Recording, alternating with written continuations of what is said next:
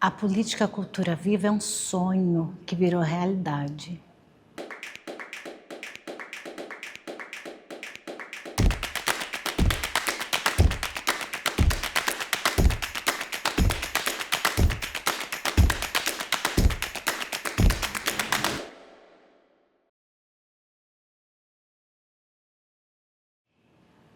Eu fico muito emocionada sempre que eu retomo essas memórias de como essa política foi gestada, idealizada lá no início do governo Lula, com aquele frescor que existia no Brasil de ter uma perspectiva de gestão pública diferente, de esquerda, de base popular, comunitária.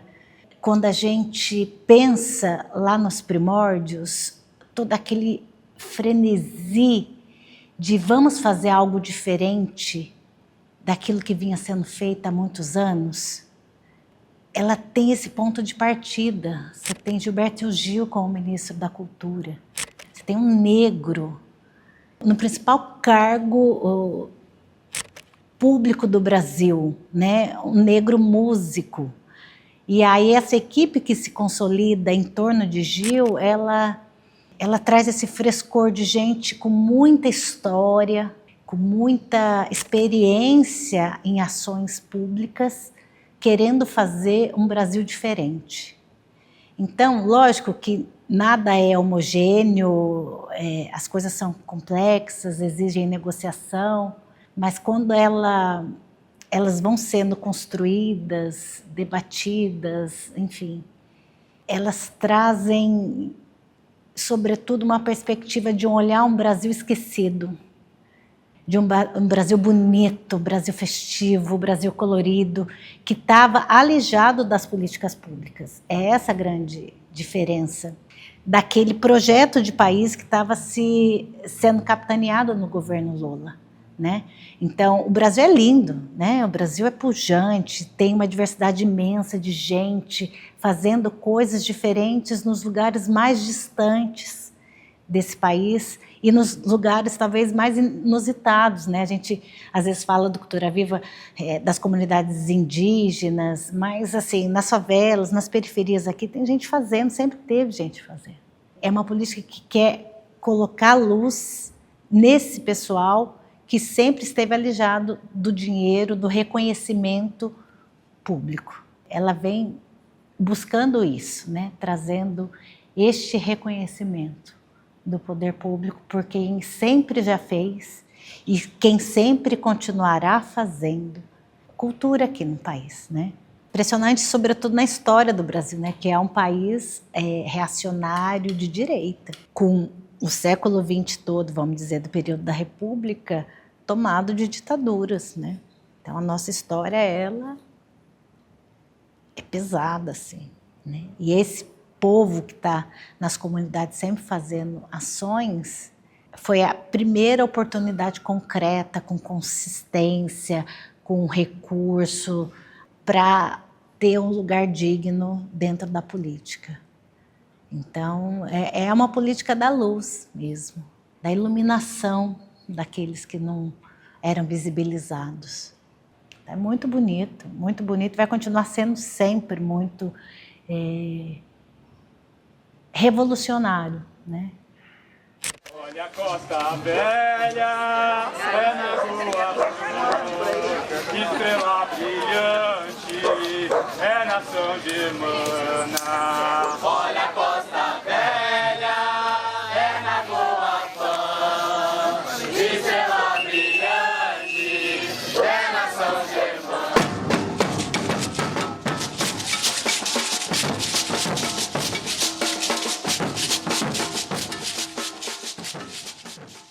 Foi a primeira vez que nós escrevemos um projeto, né, e tudo mais, mas eu me lembro que quando a gente estava organizando toda a documentação para envio, né, tentando preencher toda essa parte burocrática, operacional que requer, né, o envio e submeter um projeto cultural para análise, e aí a gente se deu conta de tanta coisa que a gente tinha feito na época, né, congressos, bate-papos, conferências, as organizações aqui, o Festival Joy Cool, que a gente realiza há mais de 30 anos também, que celebrando a imortalidade de Zumbi dos Palmares, no mês de novembro, no 20 de novembro, 13 de maio também, né, Abolição Inacabada, que tem uma roda de conversa, um bate-papo aqui para falar, né, e desmistificar muito do que é colocado como 13 de maio.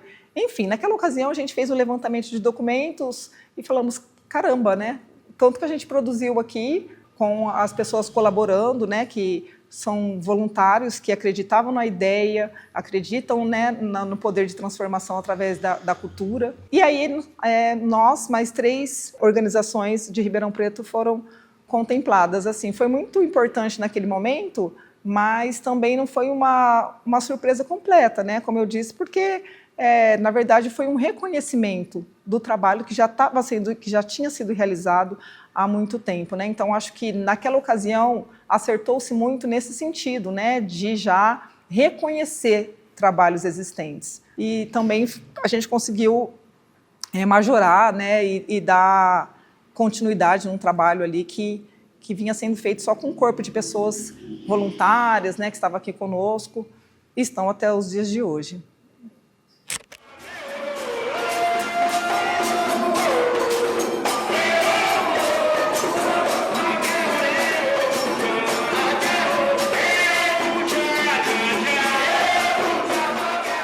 Acho que é um momento.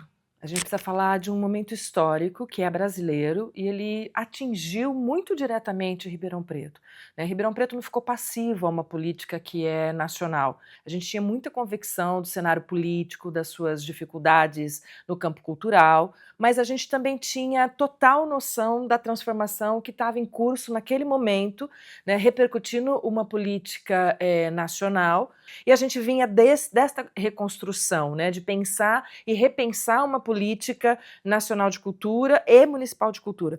No nosso município, eu já tinha estado na Secretaria da Cultura em outros momentos, estive lá nos 4 anos do governo Antônio Palocci, no primeiro ano de Roberto Jábali, e a gente trabalhava com literatura, mas tínhamos uma política de assistencial, né, de balcão, a gente tinha uma política de datas comemorativas, nada daquilo que em 2009 o grupo mais influenciado com cultura acreditava. Então a gente vinha de um descontentamento com a política cultural por falta de compromisso, ausência de normas, ausência de política, né, um atendimento não comprometido com a pauta da cultura, mas com a pauta da política, e esse descontentamento chega, obviamente, em mim como secretária.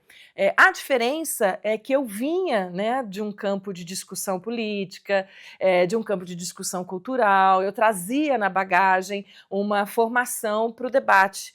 E a gente abriu esse debate e a gente reverberou esse debate. Quem esteve à frente da criação dos pontos de cultura, da ideia de pontos de cultura, foi o Célio Turino, que é uma referência sobre esse tema. E aí, naquela época, o governo federal lança esse pensamento de fortalecimento da cultura, que é a ideia de apoio aos pontos de cultura e essa política de cultura viva. Ponto de cultura é aquela entidade ou coletiva, aquele aglomerado de pessoas que tem uma atuação histórica no campo da cultura, que já desenvolve ações há um bom tempo, e principalmente que tem uma atuação comunitária, que tem uma relação com o seu entorno e que trabalha em rede com outras entidades, outros coletivos, outros pontos de cultura.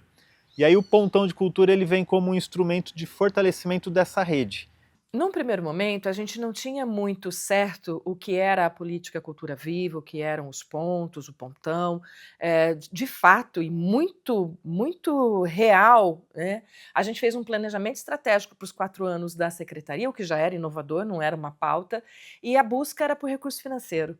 Então a gente não foi atrás da política cultura viva, não foi isso que nos motivou. O que nos motivou foi o raciocínio nu e simples de que uma parceria com o governo do estado, ou mesmo com o governo do estado, do federal, era o modelo mais lógico para transformar o dinheiro base. Então a gente tinha uma receita, né, um valor, uma verba, né, do município, um orçamento, né, esse orçamento precisava ser ampliado e a estratégia foi a busca de parcerias, tanto com o governo federal quanto com o governo nacional, com o governo estadual. Então isso fez a gente buscar toda e qualquer política financeira de apoio à cultura. Foi isso que nos levou a Brasília a buscar. Quando a gente faz esse movimento, é que a gente entende essa política da cultura viva, ela faz todo sentido, ela ecoa com as demandas que já estavam sendo desenhadas em Ribeirão Preto, ela se apresenta participativa, ela é global, ela é de acesso, ela é de distribuição, ela tem uma lógica de inverter a cultura enquanto fazedora de cultura, que era o que ela era antes de 2009, em articuladora, promotora de cultura e fortalecimento dos fazedores de cultura. Isso fazia todo sentido para o meu entendimento de secretaria, para o meu entendimento de gestão e para o meu entendimento de cultura, que era a minha base, né? Então, acho que a gente aprendeu o que era cultura viva fazendo cultura viva. Aí a gente se relaciona, conhece quem cria o processo, traz para Ribeirão, faz o debate, faz a discussão, aprimora, envolve Ribeirão Preto nessa política nacional, de forma bastante gigante, né? Porque a gente teve 10 pontos selecionados, 1 pontão de cultura, isso trouxe uma monta em recurso bastante significativo para a cidade, nos permitiu descentralizar, porque a gente colocou os pontos de cultura atuando em outros lugares, nos ensinou, daí a gente criou os nossos próprios editais, então ela foi assim de absoluta importância para o modelo adotado nos 4 anos seguintes. Isso é o fundamental aí do sistema, né? A descentralização dos recursos. A ideia sempre foi essa, porque quem tem recurso, no modo como o Brasil é organizado, é a União, né? Então, quando você tem a oportunidade de descentralizar e desse recurso chegar a quem está na ponta, sendo viabilizado processos por gente que está aqui perto dessas pessoas, a chance disso ser efetivo, de realmente chegar em quem precisa, é muito maior. A nossa rede, lá de 2010 para 2013, ela foi um sucesso justamente por conta disso, né? Primeiro, ela foi pensada em termos de edital por gente da cidade, não foi pelo MINC lá em Brasília, sem conhecer a cidade. Então, foi a Secretaria da Cultura que capitaneou todo esse movimento, né? É uma diferença abissal. A gente conhecia o servidor, trabalhou junto, foi melhorando, trabalhando junto, né? Você tinha uma secretaria muito acolhedora para a política dar certo e gente intencionada para que a política desse certo. Nós estivemos integrando os espaços de construção de cultura viva e deixando aqui um registro ao papel importantíssimo do Pai Paulo, do Centro Cultural Orumilá, que integrou a Comissão Nacional, Conselho Nacional de Cultura, que é toda a movimentação, a construção de pontos de cultura no início desse processo. Pai Paulo, pelo Orumilá, é um nome extremamente reconhecido nacionalmente dentro do Cultura Viva. Nós perdemos recentemente a presença dele fisicamente aqui com a gente na atuação da cultura, mas ele faz parte da história, presença na história da cultura na cidade, do Cultura Viva em nível nacional. Vai ficar, porque ele é uma figura importantíssima nessa história.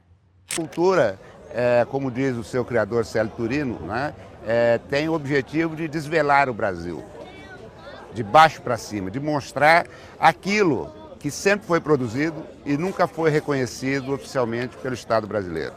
Acho que essa é a função primordial dos pontos de cultura, que sempre realizaram um trabalho. O Orumilá, por exemplo, tem 20 anos e foi reconhecido como ponto de cultura em 2009, através de um edital. É um trabalho que de valorização de toda uma população que nunca foi reconhecida pelo Estado brasileiro. Aqui em Ribeirão Preto, os primeiros pontos de cultura, eles foram selecionados através de um edital do governo federal em parceria com o governo estadual. E aí os primeiros pontos de cultura de Ribeirão Preto são o Centro Cultural Orumilá, o Cauim, Dança Vida e o Olhos d'Água, que atuavam na época aqui. E aí logo em seguida, a gente estava aqui no governo municipal, que estava à frente da Secretaria de Cultura, Adriana Silva, e ela traz para Ribeirão essa ideia de pontos de cultura também via município, um convênio aqui da cidade de Ribeirão Preto com o Ministério da Cultura, e que eu acho que foi um marco muito importante para a movimentação cultural da cidade. Ribeirão Preto pleiteia para o governo federal a participação no projeto e a gente pede verba para a manutenção por 3 anos de 10 pontos de cultura e 1 pontão. Era um recurso significativo em termos de porcentagem, considerando qual era o nosso orçamento base. E aí a gente tinha que operar. Enfim, deu tudo certo, tínhamos a verba, precisávamos fazer a seleção. E a seleção, ela tinha ali uma modelagem vinda do próprio governo, mas a gente tinha que trazer para as nossas realidades, né? E quando a gente começa a colocar no papel, não tínhamos muito mais do que 10 organizações com CNPJs reconhecidas e trabalhando. Tínhamos muito mais atores fazendo na sua individualidade do que na sua organização, enquanto uma organização social de cultura. Então, esse já foi uma forma da gente restringir. E queríamos, obviamente, trabalhar com a diversidade. A Adriana, como secretária da Cultura, ela criou as bases para leis importantes, porque não era só a Cultura Viva que estava se projetando ali no horizonte desse primeiro e segundo governo Lula. Era uma série de mudanças da política cultural como um todo. Se estimulava a realização de conferências municipais de cultura. Essas conferências, elas criavam o plano municipal de cultura, né? Assim como você tinha isso em nível local, você tinha isso em nível nacional. Então, o plano municipal de cultura tinha uma ideia de durar 20 anos. Você imagina você projetar uma ação por 20 anos, é uma coisa impressionante. Lógico que isso precisa ser revisão, mas você está lá. No Plano Municipal de Cultura, você cria alguns sistemas, e um deles tinha a ver, porque tudo isso estava sendo debatido em nível federal, que é a criação do Sistema Municipal de Cultura, o Sistema de Financiamento Municipal de Cultura, o Sistema de Preservação de Patrimônio em nível municipal. Então, são vários sistemas, né? Pensar na cultura sob essas várias facetas, né? E a política Cultura Viva, ela também entra nesse bojo. Por que isso eu ouvi de gente da secretaria? O recurso do PENAB veio rápido para Ribeirão, porque já tinha o sistema todo, a legislação toda necessária já estava pronta, né? Então isso facilitou muito esse dinheiro chegar num tempo adequado. Teve municípios que, assim, se bobear até hoje, não recebeu, né? A secretaria conhecia os seus beneficiários, né? Conhecia os seus agentes culturais beneficiários. E o nosso maior desafio era saber quem eram as outras pessoas. Quando a gente começa a conversar com as outras pessoas, fruto de uma descrença anterior, de que não adiantava reivindicar, eles também estavam em partes, né, apáticos. Então, o que eu chamo de incitar esse poder de fazedores de cultura era muito esse, de conhecer quem estava tentando fazer, né, e de permitir que eles soubessem que um canal estava sendo aberto. Não significava que a gente tinha dinheiro para fazer, mas para ter dinheiro para fazer, precisava diagnosticar demandas, precisava entender onde é que a gente tinha o déficit, se a gente tinha o déficit no fomento, né? Se a gente tinha na execução. A secretaria, por exemplo, tinha um departamento de eventos. Esse departamento de eventos não fazia sentido, porque nós não tínhamos que fazer o evento, a gente tinha que fazer a parceria com o agente cultural do setor X para que ele pudesse fazer o evento. A gente tinha que fazer transferência de recursos para que os agentes culturais fizessem o evento. A secretaria, ela tem um tom de gestora de política, e aí ela transfere, ela articula, ela reúne pessoas, ela coloca as pessoas no mesmo cenário para um debate, mas ela não pode fazer o teatro, ela não faz a música, ela não faz a dança,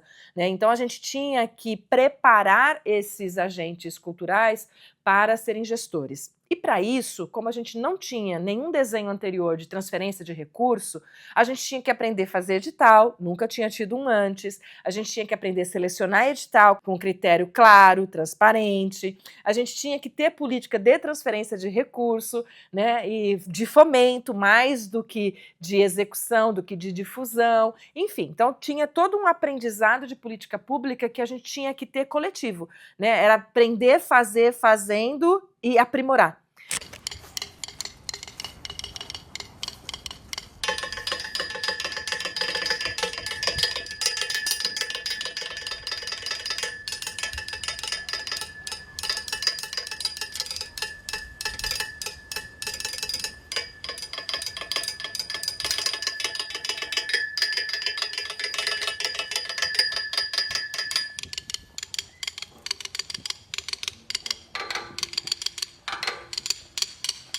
A princípio éramos 4 pontos de cultura, aí teve um convênio da prefeitura com o Ministério da Cultura também, né, que ampliou-se para 10 pontos de cultura e tinha um pontão em Ribeirão Preto também, né? E que também foi feito um trabalho, tivemos TEIA na época, várias organizações a partir do Pontão, Sibipiruna na época, e que fez essa articulação entre os 10 pontos, né? Embora nós estávamos num outro contexto, assim, mas entramos para esses 10 pontos e entramos na rede e fizemos trabalhos muito importantes aí, que reverberam até os dias de hoje, assim, inclusive a gente está aqui também, né, por conta desses momentos. Quando aqui em Ribeirão Preto se constituiu a rede de pontos de cultura, o nosso querido saudoso Lages, ele atuou diretamente junto à secretaria.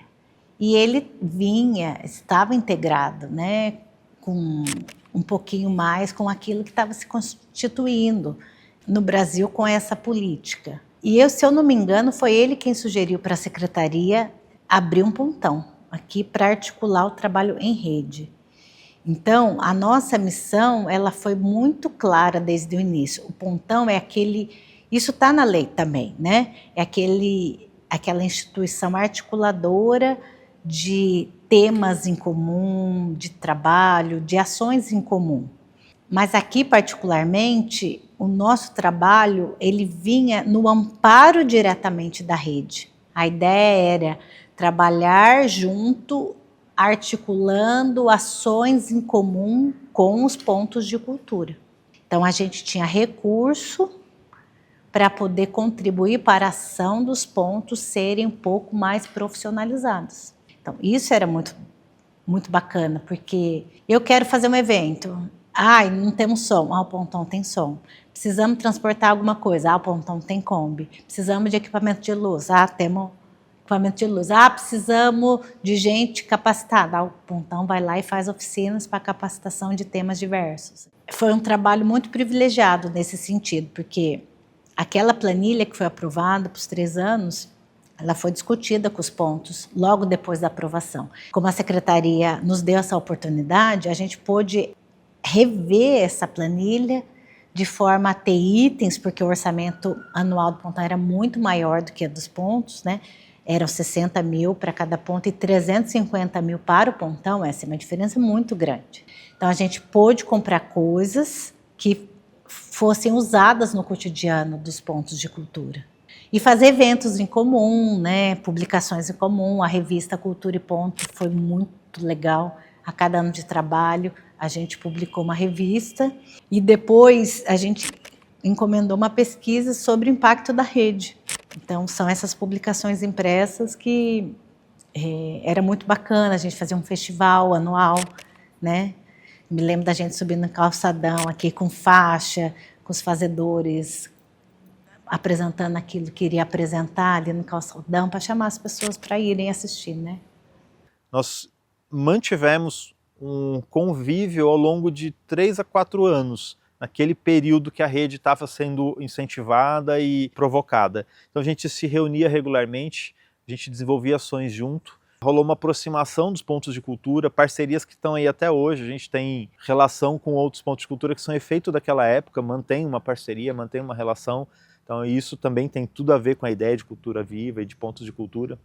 E isso fortaleceu muito a gente enquanto rede, enquanto coletividade de pontos de cultura, fortaleceu a gente enquanto espaços, porque não apenas o incentivo financeiro ao trabalho, mas essa troca e essa parceria, essa construção de rede com outros espaços, nos fortaleceu também como espaço, né? E isso fortaleceu muito a cidade, porque a movimentação cultural era muito grande. E olha, assim, o Pontão, como instituição, a UGT, a Associação Amigos do Memorial, ela era uma menina ali no meio daquelas entidades todas, né? Com uma ação ainda muito pouco expressiva em relação à história de muitas dessas entidades. E a gente foi construindo uma relação de confiança que foi se estabelecendo dia após dia, assim, sabe? Foi muito bom, foi muito bom. Eu acho que um ponto muito legal, assim, que foi através do Cultura Viva, foi essa articulação em rede, essa gestão compartilhada. Então, a partir deste momento, nós passamos a conhecer e percorrer por muitos lugares, participar de muitas atividades em conjunto com outros pontos de cultura. Então, esse ponto eu destaco como o principal, assim, e ver trabalhos que eram semelhantes aos nossos, sentir que também muita gente estava ali encampando a ideia, defendendo a cultura, as duras penas, né, por todo o estado de São Paulo, que, né, a princípio era um edital só de São Paulo, então nós percorremos por todo o estado de São Paulo e conhecemos muitas pessoas. Essa parte assim foi incrível, e pessoas que a gente tem articulação, né, e que estamos na lida até os dias de hoje, que nos conhecemos a partir desse momento. Em 2024, nós estivemos em Salvador na celebração dos 20 anos do Cultura Viva, né? E nessa ocasião dos 20 anos passou-se um vídeo que foi até emocionante, sabe? Que me impactou bastante, discorrendo desses 20 anos, né? Então, a cada ponto do Brasil, assim, trazendo essas pessoas, esses rostos, esses sonhos, esses trabalhos. Então, foi um momento incrível, assim, de celebração também desse período todo. Foi muito bonito. O que eu acho bonito, assim, sempre quando a gente está lidando com essa área da invenção humana, de gente junta, imaginando, sonhando junto, é que você chega em lugares que você nunca imaginou, né, antes. Então, quando eu escrevi o projeto do Pontão, eu e a Cindinha, e a gente imaginava, pensou numa planilha, fez texto, enfim, né? E a gente, naquele momento, jamais imaginou que a UGT aberta todos os dias, com gente, com recurso, com possibilidade de reunião, pudesse ter feito, por exemplo, o Se Vira, as edições do Se Vira Ribeirão, entendeu? Como um protesto, assim, da comunidade cultural contra uma arbitrariedade da secretaria, né? E, assim, a gente nem é muito afeita essa política de um dia só, né? Mas, assim, o ato de rebeldia de, não querem fazer, então nós vamos fazer mesmo assim, e aí se reúne gente com uma disposição imensa em querer fazer 1 ano, 2 anos, 3 anos, é impressionante, né? Impressionante.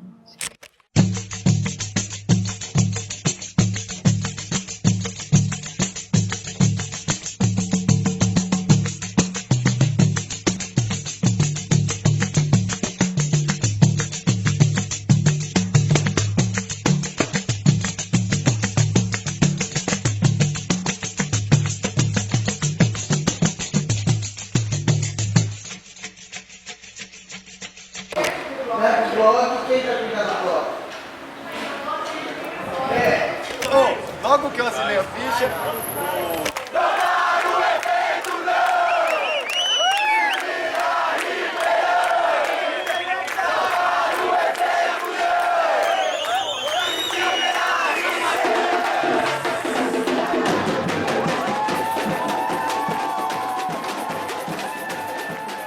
Essa rede municipal que foi criada lá há 15 anos atrás, hoje ela não funciona mais como rede, né? Não existe uma continuidade dos encontros e das construções conjuntas, mas hoje Ribeirão é uma cidade que está perto de 40 pontos de cultura certificados, não necessariamente todos estão em atividade, a maior parte está, mas não estão organizados em rede. A gente tem um ponto de encontro, que é um grupo no WhatsApp, onde a maior parte dos pontos de cultura estão representados por alguém ali, como um possível espaço de troca de informação, mas hoje não há uma construção de um trabalho em rede, né, de convívio entre os pontos de cultura. Quando o poder público está sempre brigando com a sociedade civil, significa que tem um poder público interessado em ouvir a sociedade civil e uma sociedade civil que está implicada no debate público. É muito ruim quando a gente está no momento em que, assim, o poder público simplesmente vira as costas e não quer saber, né?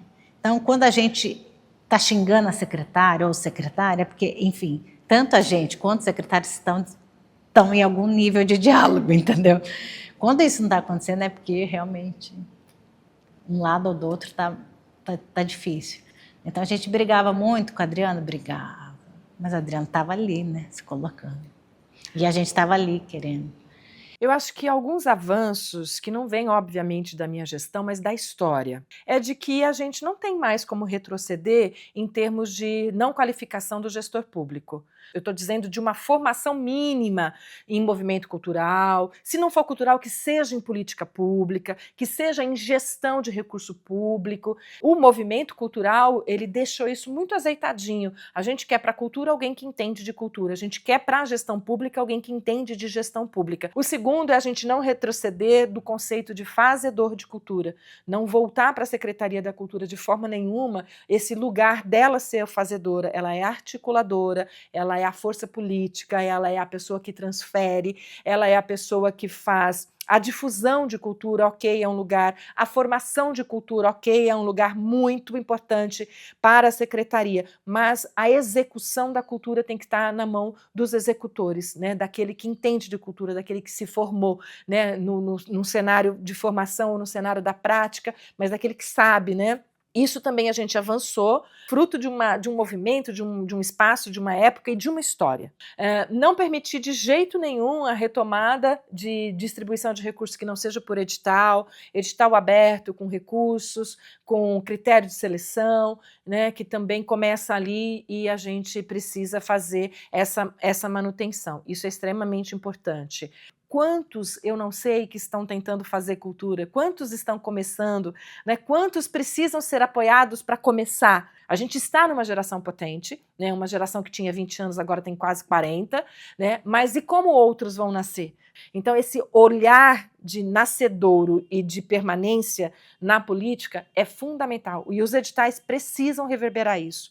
Então, se a gente não olhar para as safras que estão vindo, né, plantar novos grupos culturais, novos grupos de teatro, e olhar só para aqueles que já têm expertise, acaba a safra. E aí a gente volta para um cenário não positivo de cultura, porque hoje Ribeirão Preto figura no estado de São Paulo como uma cidade de grandes grupos, de grandes articuladores, de grandes artistas, né, de grandes gestores no sentido de gestão do seu negócio de cultura, né, e a gente não pode retroceder. E para não retroceder, tem que impulsionar quem já está na frente, mas tem que puxar quem está querendo entrar. Essa é uma atenção que a gente tem que ter.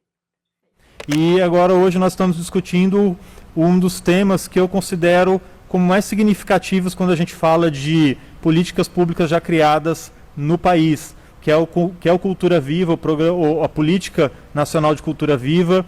São os pontos de cultura, que é um instrumento que ele é capaz de chegar até as pontas de quem atua com cultura nos municípios, é um instrumento importante para incentivar, apoiar, amparar ações que estão dentro das comunidades. Então esse é um projeto que nós consideramos muito importante para o mandato, a possibilidade de estabelecer no município uma política municipal, trazer para o município esse conceito que vem lá do âmbito federal, trazer para o município uma política pública que incentive essas ações comunitárias e que seja desenvolvida aqui dentro de Ribeirão Preto. Na minha opinião, a ideia de cultura viva é um dos pensamentos sobre política pública para a cultura mais assertivos que nós conseguimos chegar até hoje. Eu acredito que replicar isso em diferentes instâncias, diferentes esferas, é uma possibilidade de criar um sistema de cultura viva. Então a gente tem hoje uma lei desde 2014, uma lei nacional de cultura viva que cria essa política. No meu ideal, né, se a gente pensa que todos os estados também tenham suas próprias políticas de cultura viva, que os municípios possam ter as suas também, isso tudo interligado, você cria um sistema de cultura viva. E acho que isso fortalece a própria ideia de pontos de cultura, de pontões. Partindo desse princípio, nós estivemos aqui em Ribeirão Preto, estive envolvido a um mandato coletivo há alguns anos atrás, na Câmara Municipal, como representante da cultura dentro desse mandato coletivo, e tive a oportunidade de apresentar um projeto de lei que criava uma política municipal de cultura viva. E esse projeto de lei ele foi aprovado na Câmara, foi sancionado pelo Executivo, depois, em parceria com a Secretaria Municipal de Cultura, eu ajudei a desenvolver o decreto de regulamentação dessa política. Então hoje a Política Municipal de Cultura Viva ela também está regulamentada. Em sequência nós demos o primeiro passo para a implantação, que é a criação de um comitê gestor, que tem a função de de estruturar todos os mecanismos para que essa política passe a acontecer na cidade. Então hoje nós estamos no momento do primeiro comitê gestor funcionando e entendendo como implantar e dando os passos necessários. Nesse sentido, Ribeirão está sendo o exemplo, né? E está sendo falado em todos os momentos que fala-se sobre uma lei municipal, Cultura Viva, Ribeirão eleva o nome por conta desse trabalho que foi realizado, né, a partir de uma articulação dos movimentos sociais e de uma luta coletiva aí. Então, é super importante, nesse sentido, a gente consegue elevar o nome da cidade, né? Sendo uma das primeiras e sendo o exemplo, né, para as demais também. Campinas também já está nessa mobilização também. Ribeirão Preto, no momento da aprovação, né, de sanção dessa lei no município, se tornou a terceira cidade do estado de São Paulo a ter uma lei própria de cultura viva. E uma das poucas do país. No país acho que são cerca de 30, em torno de 30 cidades que tem. Com a regulamentação, nós nos tornamos a primeira do estado de São Paulo a ter essa lei já regulamentada, né? Então, Ribeirão se tornou também aí, de certa forma, um modelo para o país de como pensar e implantar uma política própria de cultura viva. A gente está no começo desse processo ainda, está no processo de implantação, de construção das ferramentas, dos instrumentos, tudo mais, mas isso já é um fato histórico e determinante para o futuro. Porque lá na frente a gente já tem uma lei nacional que hoje a gente, em parceria com a PNAB, a gente vê acontecendo cultura viva nos editais e chegando nos municípios, e futuramente a gente consegue fortalecer ainda mais isso em Ribeirão Preto com a implantação, uma dotação orçamentária para uma política própria, né? Então a gente vai ampliando a possibilidade de instrumentos e de ferramentas para agir a favor de pontos de cultura. E agindo a favor de pontos de cultura, a gente está agindo a favor do nosso entorno, da nossa comunidade.